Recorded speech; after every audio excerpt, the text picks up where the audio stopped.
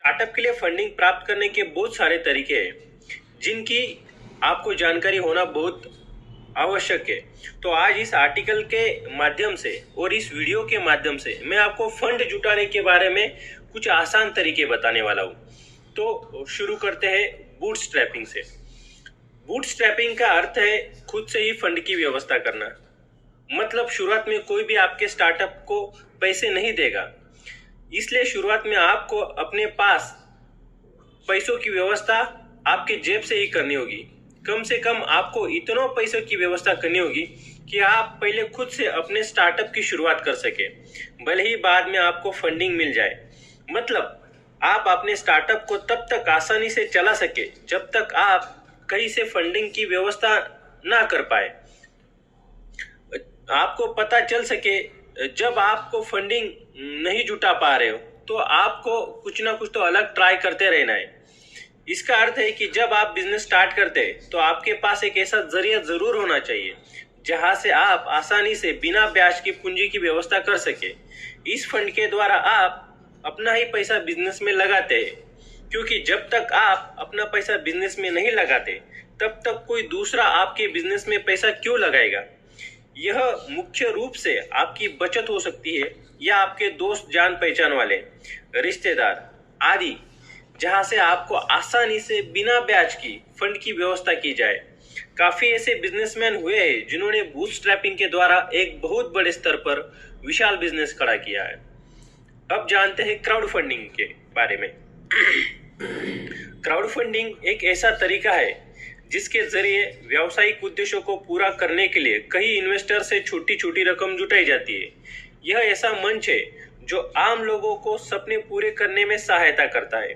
जो लोग ऐसी कंपनी को फंड देने के लिए इच्छुक होते हैं उनसे फंड एकत्रित करके बिजनेस को विकसित किया जाता है। इसके बदले में आपको भी उनको कुछ देना होता है, जैसे कि प्रोडक्ट पर स्पेशल डिस्काउंट आदि। यहाँ आप अपना प्रोजेक्ट लिस्ट करते हैं और आपको कितनों पैसे की जरूरत है ये आपको यहाँ पे बताना होता है। क्राउड फंडिंग से स्टार्टअप और पहली बार बिजनेस करने वाले लोगों के लिए फंड इकट्ठा करने में इसको मदद मिलती है। जिस व्यक्ति को आपका प्रोजेक्ट पसंद आएगा वो आपको पैसे देता है। साथ ही आपको यह बताना होगा कि आप इस फंड को कहाँ इस्तेमाल करेंगे, इसकी पूरी जानकारी आपको उनको देनी होती है। क्राउड फंडिंग के लिए सोशल नेटवर्किंग साइट्स और वेब आधारित प्लेटफॉर्म्स का भी आप इस्तेमाल कर सकते हो। भारत में प्रमुख क्राउड फंडिंग प्लेटफॉर्म में से Ketto, Kickstarter, Catapooolt, Fundable, Fuel Dreams, Wishberry, Indiegogo, Milaap आदि बहुत सारे क्राउड फंडिंग प्लेटफॉर्म्स हैं। तो आप उनकी मदद से आपका थोड़ा फंड जुटा सकते हो। तो शुरू करते हैं अब नेक्स्ट, इंक्यूबेटर्स एंड एक्सलेटर द्वारा फंड की व्यवस्था कैसे की जाए।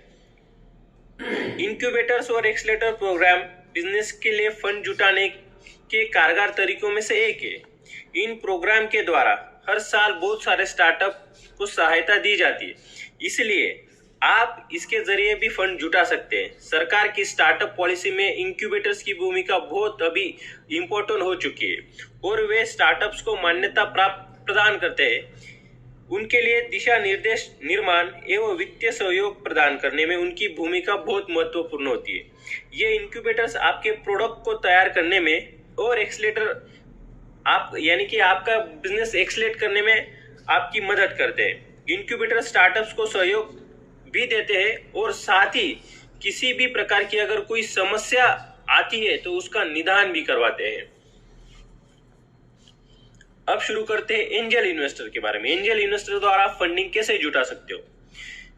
एंजल इन्वेस्टर वो लोग होते हैं जो किसी व्यवसाय या स्टार्टअप में शुरुआती समय में उसमें निवेश करते हैं और उसके बदले में कुछ हिस्सेदारी लेते हैं। किसी भी स्टार्टअप में फंडिंग लेने का मुख्य स्रोत एंजल इन्वेस्टर होते हैं। वैसे तो पूंजी एकत्रित करने में बहुत सारे साधन हैं, लेकिन स्टार्टअप के शुरुआती दिनों में एंजल इन्वेस्टर एक बहुत बड़ा वरदान साबित हुआ है। एंजल के नाम से ही आपको समझता होगा कि ये किसी फरिश्ते से कम नहीं है जो हमारा साथ देते हैं। एक स्टार्टअप का विश्वास अपने एंजल पर होता है। एंजल इन्वेस्टर ऐसे व्यक्तियों या कंपनियों को कहते हैं जिनके पास बहुत पैसे होते हैं और वे किसी बिजनेस या स्टार्टअप में इन्वेस्ट करना चाहते हैं। वे अपने पैसों को निवेश करने के लिए अच्छे विकल्प और स्टार्टअप को हमेशा तलाशते रहते हैं। एंजल इन्वेस्टर को आकर्षित करने के लिए आपको अपने बिजनेस की पूरी प्लानिंग उन्हें बतानी होती है और साथ ही एक शानदार पिच भी देनी होती है। एक दूसरे के ऑफर से अगर वो संतुष्ट होते हैं तो डील ही साइन होती है। भारत में Hyderabad Angels, Indian Angels Network, Mumbai Angels जैसे कई ऐसे इन्वेस्टर है जो छोटे बड़े स्टार्टअप्स को अच्छी फंडिंग देते हैं और एक स्टार्टअप को आगे बढ़ाने में मदद करते हैं। स्टार्टअप करने वाले फंडिंग हासिल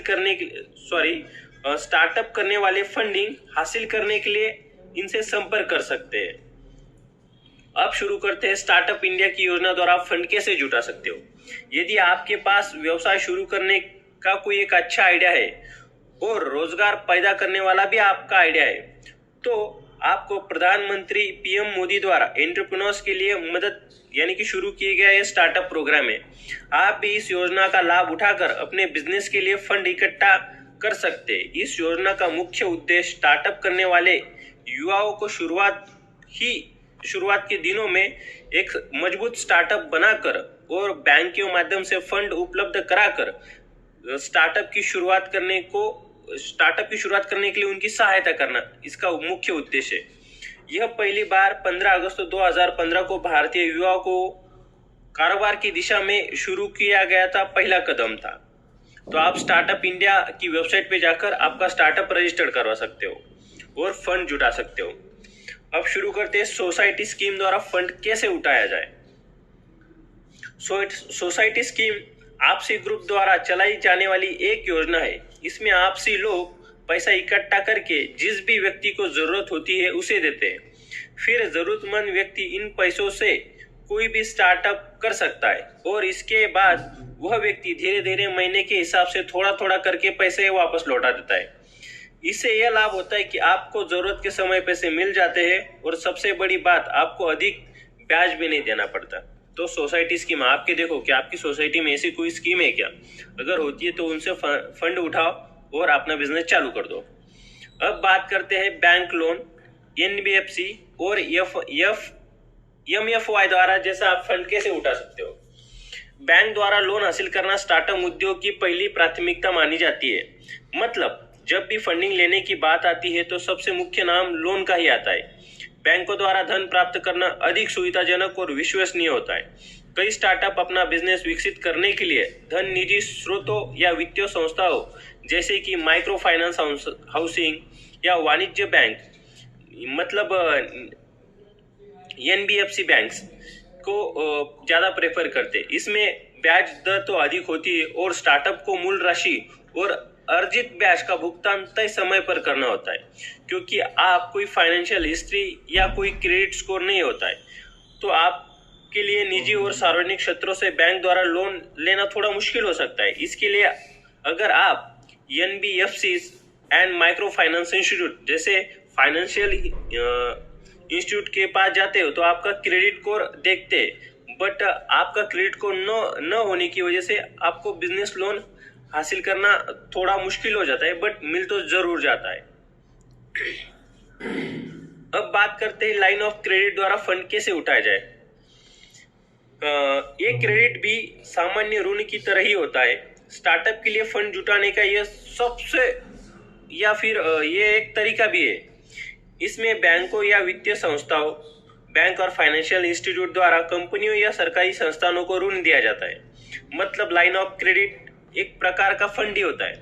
कई उद्योगों द्वारा इसे आयात, इंपोर्ट एक्सपोर्ट में और किसी अन्य देश में बिजनेस स्टार्ट करने के लिए लिया जाता है। एक बार राशि स्वीकृत हो जाने पर स्वीकृत राशि से आप जितनी भी चाहे उतनी राशि निकाल सकते हो। इसको कहते हैं लाइन ऑफ क्रेडिट। अब एक सरकार की योजना थी मुद्रा लोन, तो इसके द्वारा फंड कैसे जुटाया जाए, चलो बात करते हैं। प्रधानमंत्री मुद्रा योजना के तहत भारत सरकार ने देश के छोटे कारोबारियों की मदद करने के लिए मुद्रा लोन की व्यवस्था की, जिससे पूंजी संबंधी खर्च के साथ साथ संचालन संबंधी खर्च उठाने में भी मदद मिल सके। यानी मुद्रा लोन के माध्यम से भी एक फंड एकत्रित किया जा सकता है। इस लोन के माध्यम से अधिक 10 लाख रुपए तक का लोन लिया जा सकता है। मुद्रा लोन कई कारणों के लिए लिया जा सकता है, जैसे रोजगार पैदा करने के लिए या इनकम जनरेट करने के लिए। बेसिकली मुद्रा लोन के 3 प्रकार होते हैं, एक तरुण, किशोर और शिशु। इसके हिसाब से अलग अलग राशि दी जाती है। जैसे शिशु के लिए 50,000 रुपए तक का लोन, किशोर के लिए 50,000 रुपए से 5 लाख रुपए तक का लोन, और तरुण के लिए 5 लाख रुपए से लेकर 10 लाख रुपए तक का लोन आप ले सकते हो। आप कौन सी कैटेगरी में आते हो ये पहले डिसाइड करो और उसके बाद लोन का एप्लीकेशन फाइल करो। अब बात करते हैं सबसे बड़े और सबसे अच्छे एक जिसके द्वारा हम फंड उठाते हैं, वो है venture capital, venture cap, VC. तो ये वीसी होते कौन है? तो मैं बात करता हूँ वेंचर कैपिटल की। स्टार्टअप के लिए वेंचर कैपिटल शुरुआती चरण में धन जुटाने का सबसे लोकप्रिय तरीका है। जो लोग इस तरह की कंपनी में पैसा लगाते हैं उन्हें वेंचर कैपिटलिस्ट कहा जाता है। वेंचर कैपिटलिस्ट इक्विटी यानी हिस्सा लेकर आपके बिजनेस में पैसा लगाते हैं। ये आईपीओ जारी होने या इन्विजन के बाद ही बिजनेस से हटते हैं। वेंचर कैपिटलिस्ट स्टार्टअप को केवल आर्थिक रूप से सहारा नहीं देते, बल्कि महत्वपूर्ण मामलों में स्टार्टअप का मार्गदर्शन भी करते हैं। वेंचर कैपिटलिस्ट समय समय पर यह देखते हैं कि आपका स्टार्टअप सही दिशा में आगे बढ़ रहा है या नहीं। कुल मिलाकर आप वेंचर कैपिटल के मदद से अपने स्टार्टअप के लिए फंड जुटा सकते हो। अब बात करते हैं गवर्नमेंट स्कीम्स की। कौन कौन से गवर्नमेंट स्कीम्स है जिसके द्वारा आप फंड जुटा सकते हो? भारत सरकार द्वारा समय समय पर कई योजनाएं शुरू की गई। इसका मुख्य उद्देश्य स्टार्टअप उद्यमों को, एसएमईज को, एमएसएमईज को लोन देना है। इन योजनाओं के जरिए आप आसानी से स्टार्टअप के लिए फंड जुटा सकते हैं। सरकार द्वारा शुरू की गई लोन योजनाओं में प्रधानमंत्री मुद्रा योजना के तहत आने वाला मुद्रा लोन, जिसके बारे में मैंने आपको ऊपर बता दिया था। इसके अलावा स्टार्टअप इंडिया, अटल इनोवेशन मिशन और CGTMSE यानी कि सूक्ष्म और लघु उद्यमों के लिए credit guarantee fund, startup India, make in India, trade related entrepreneurship assistance एवं डेवलपमेंट यानी कि THREAD आदि भी शामिल है। आप सरकारी योजनाओं का भी लाभ उठाकर अपने स्टार्टअप के लिए एक फंड जुटा सकते हो। अब बात करते हैं पीयर टू पीयर लेंडिंग द्वारा फंड कैसे उठाया जाए। ये होता क्या है? यदि आपका अच्छा क्रेडिट स्कोर नहीं है तो आप पीयर टू पीयर के जरिए भी अपने स्टार्टअप के लिए लोन जुटा सकते हैं, क्योंकि बैंक और वित्तीय संस्थानों से लोन के लिए फाइनेंशियल हिस्ट्री के साथ साथ एक अच्छा क्रेडिट स्कोर होना बहुत जरूरी होता है। पीयर टू पीयर लेंडिंग द्वारा यानी कि P2P द्वारा ये सब कुछ होता है। दरअसल peer to peer lending startup उद्यमी के लिए एक तरह का लोन है, जबकि उधारदाताओं के लिए एक प्रकार का इन्वेस्टमेंट। इसमें उधारकर्ताओं को इन्वेस्टमेंट के रूप में पैसे उधार देते हैं। इसमें दिए जाने वाले लोन पर वो ब्याज लेते हैं, बैंक जैसा। NBFC और MFI की तुलना से ये अधिक होती है, इसलिए उधारदाताओं में इसमें अच्छा प्रॉफिट भी मिलता है। अब बात करते हैं सीड फंडिंग की। सीड फंडिंग होता क्या है? सीड फंडिंग मतलब बीज की तरह सबसे छोटी और सबसे पहले फंडिंग। यह वो फंडिंग है जिसके कारण आपका स्टार्टअप आगे बढ़ता है। ये शुरुआती धन राशि होती है। इसमें आपका जानकार, कोई परिवार वाला या कोई दोस्त पैसे नहीं देता, बल्कि पैसे देने वाला कोई अनजान व्यक्ति होता है। जो सीड फंडिंग कर रहा है उसका विश्वास आप पर नहीं बल्कि आपके प्रोडक्ट पर और आपके स्टार्टअप पर होता है। सीड फंडिंग सबसे ज्यादा जरूरत के वक्त मिले उस तरह के पैसे होते हैं, इसलिए इसका महत्व भी सबसे ज्यादा होता है, क्योंकि जब तक आपको अच्छी खासी फंडिंग नहीं मिल जाती तब तक आप इससे आप शुरुआत कर सकते हैं। इसमें फंडिंग करने वाला कोई अनजान होता है और जो आपके आइडिया में इन्वेस्ट करता है, इसलिए इसमें इन्वेस्टर को आपके स्टार्टअप का एक हिस्सा मिल जाता है। यानी जो इन्वेस्टर आपकी कंपनी में जितनी शुरुआत में पैसा लगाता है उसे आपके स्टार्टअप का उतना ही बड़ा हिस्सा मिल जाता है। ओके, अब बात करते हैं पब्लिक थ्रू शेयर्स इशू, यानी कि आपके जो शेयर्स है वो पब्लिक में इशू करो और उसके थ्रू आपकी कंपनी के लिए फंड जुटाओ। तो होता क्या है ये बेसिकली, तो शुरू करते जानते हैं इसके बारे में। एक कंपनी जब पहली बार अपने इक्विटी शेयर्स को बिक्री के लिए जारी कर सीधे जनता से पूंजी जुटाने की व्यवस्था करता है तो इसको इनिशियल पब्लिक ऑफरिंग के रूप में जाना जाता है, यानी कि आईपीओ के जरिए पैसे जुटाने के लिए एक कंपनी को अच्छी तरह से स्थापित होना जरूरी है। इससे जनता को कंपनी पर भरोसा और आपका फायदा दिखता है। जब कोई कंपनी आईपीओ के जरिए अपने शेयरों की सदस्यता के लिए उन्हें लिस्ट करती है तो डीमैट अकाउंट वाला कोई भी एक व्यक्ति या एक रिटेल इन्वेस्टर इसको खरीद सकता है। इस आईपीओ से कंपनी को निजी फंडिंग तो मिल ही जाती है, पर उसका इस्तेमाल अपने बिजनेस को आगे बढ़ाने भी वो करते हैं। तो ये था स्टार्टअप के लिए फंडिंग जुटाने का एक बहुत आसान तरीका। अब जानते हैं कि यूनिकॉर्न ऑफ इंडिया द्वारा फंडिंग कैसे जुटाए, ये सबसे महत्वपूर्ण है। यूनिकॉर्न ऑफ इंडिया द्वारा एक ऐसी पहल है जो यूनिकॉर्न ऑफ इंडिया ने चालू की, जिसके जरिए आप आपके बिजनेस के लिए या स्टार्टअप के लिए फंडिंग की व्यवस्था करते हैं। तो मैं आपको यूनिकॉर्न ऑफ इंडिया की फंडिंग को पूरा बता दूं। आपको मालूम होगा कि आपको शुरुआती दिनों में कोई पैसा नहीं देगा और आपको बिना ब्रांडिंग मार्केटिंग तो पैसा आपके रिलेटिव्स भी कई बार नहीं लगाते।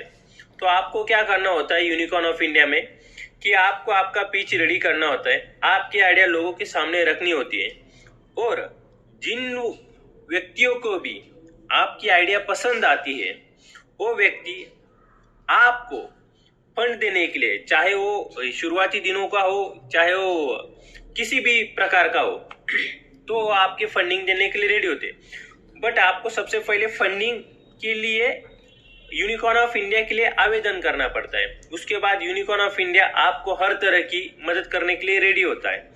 कभी कभी होता क्या है कि आपको आपका बिजनेस चलाने के लिए फंडिंग की व्यवस्था तो होती है, बट अगर आपका प्रोडक्ट रेडी है, आपकी आइडिया रेडी है, बस थोड़ा बूम करने के लिए आपको कहीं ना कहीं कौन सा प्लेटफॉर्म मिलना चाहिए। तो यूनिकॉर्न ऑफ इंडिया एक ऐसा प्लेटफॉर्म है जिसके जरिए आप बहुत ही आसानी से, भारत का सबसे आसान तरीका है यूनिकॉर्न ऑफ इंडिया से फंडिंग उठाने का। बस आपको आपका आवेदन भेजना होगा और यूनिकॉर्न ऑफ इंडिया के लिए पिच रेडी करके लोगों से फंडिंग के लिए एक बार जरूर पूछना होगा। तो ये थे फंडिंग पाने के बहुत ही आसान तरीके। तो मैं आज रुकता हूँ। Thank you very much.